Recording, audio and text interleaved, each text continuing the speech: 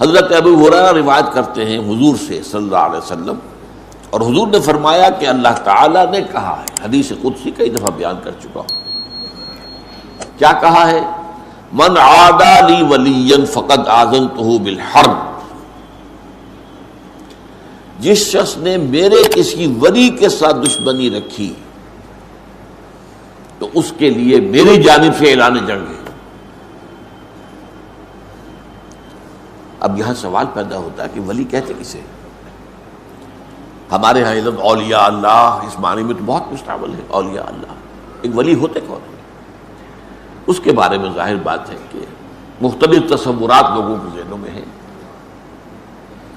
ولی وہی ہوتا ہے جس سے کچھ خارق عادات باتیں ظاہر ہو جائیں، کرامات ظاہر ہوں، جو کچھ غیب کی باتیں بھی بتا دے، مستقبل کی باتیں بھی بتا دے، بہرحال اس کی زندگی میں شریعت کی بھی پیروی موجود ہو، نظر آ رہی ہو، اس کا لباس، اس کی وضاحت وہ بھی سنت کے بہت قریب ہو۔ یہ تصورات ہمارے ذہنوں میں ہیں، ٹھیک ہے، لیکن سب سے پہلے گہرائی میں سمجھیے ولی ہوتا کون ہے، اور اس سے بھی پہلے یہ کہ یہ جو ولایت کا رشتہ ہے یہ یک طرفہ نہیں ہے۔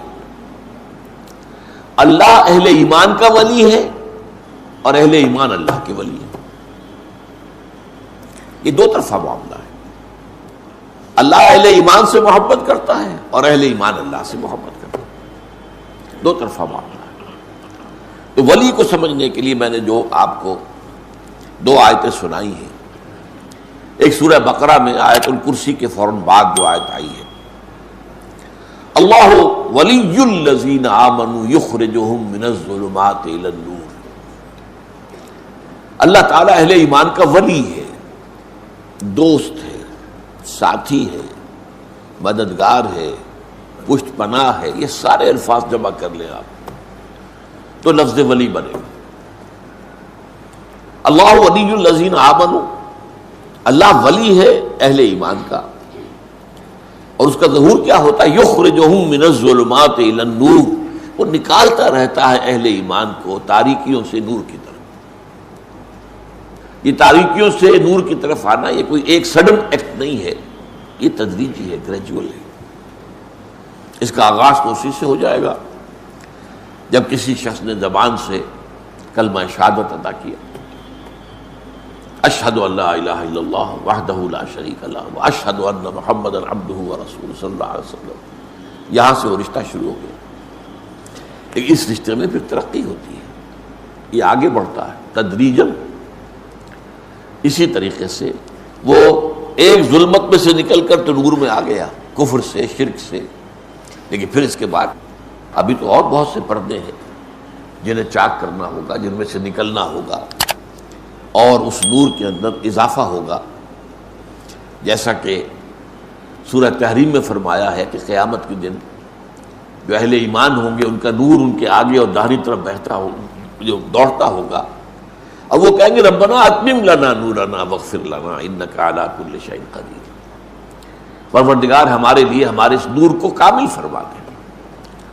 اس کی وجہ کیا ہے کہ دنیا میں ایمان میں سب برابر نہیں تھے، ایک ایمان ابو بکر صدیق کا تھا، ایک عام صحابی کا تھا، ایک ہم میں سے کسی کا، زمین و آسمان کا فرق ہو جائے گا۔ اسی ریشیو پروپورشن سے نور ملے گا میدان حشر میں، جبکہ کہیں نور نہیں ہوگا، اندھیرا ہوگا، دھوپ اندھیرا، اور پل صراط پر سے گزرنا ہے جس کے نیچے جہنم ہے، ذرا ٹھوکر کھائی اور گئے اور گر گئے۔ اس کا نقشہ جو ہے سورہ حدید میں کھینچا گیا ہے کہ اہل ایمان تو گزر جائیں گے، ان کے پاس نور ہوگا سامنے بھی اور داہنی طرف بھی، سامنے نور ایمان کا ہوگا، داہنی طرف اعمال صالحہ کا۔ منافقوں کے پاس ہوگا نہیں، دنیا میں وہ ان کے ساتھ تھے، کوئی نور نہیں ہوگا، اور وہ اہل ایمان سے کہیں گے انظرونا نقتبس من نورکم، بھائی ذرا آرام سے ٹھہر ٹھہر کر چلو، تمہاری روشنی سے ہم بھی فائدہ اٹھا لیں، ہمارے پاس تو نہیں ہے۔ اس نور کے بارے میں آتا ہے کہ کسی کو تو اتنا ہوگا کہ مدینہ منورہ سے صنعاء تک اس کی روشنی چلی جائے، اور کسی کا نور اتنا ہوگا کہ صرف اس کے قدموں کے آگے روشنی ہو جائے گی۔ اب یہ بھی اس دن بہت خوش قسمت ہوگا، گویا کہ جنگل میں چلتے ہوئے کسی کے ہاتھ میں ٹارچ تو ہے نا، وہ بہت دور تو روشنی نہیں جا سکتی، نہیں قدموں کے آگے تو پتہ ہے نا کوئی گڑھا ہے یا نہیں ہے، کوئی سانپ تو نہیں بیٹھا، یہ تو نظر آ جائے گا۔ تو اس کا دوسرا پہلو جو ہے بیان کیا گیا، جن کے پاس کم نور ہوگا وہ اس پر اللہ سے دعا کریں گے کہ پروردگار ربنا اتمم لنا نورنا واغفر لنا، ہمارے کچھ گناہوں کی وجہ سے ہمارا نور مدھم ہے، تو ہمیں بخش دے، مغفرت فرما دے اور ہمارے نور کی تکمیل کر دے۔ تو اللہ ولی الذین آمنوا یخرجہم من الظلمات الی النور۔ اب اس کا دوسرا رخ آ رہا ہے، یہ سورہ یونس کی آیت ہے جو بہت عام وعظوں میں، تقریروں میں، عوامی جلسوں میں بہت پڑھی جاتی ہے۔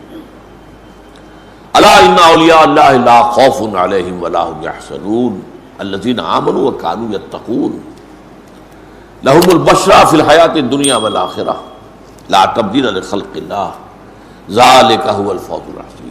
آگاہ ہو جاؤ،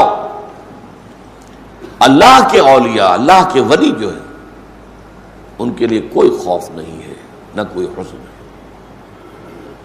لہم البشریٰ فی الحیات الدنیا الذین آمنوا وکانوا یتقون، اور یہ کون ہے جو ایمان لائے اور پھر تقوی کی روش پر گامزن رہے۔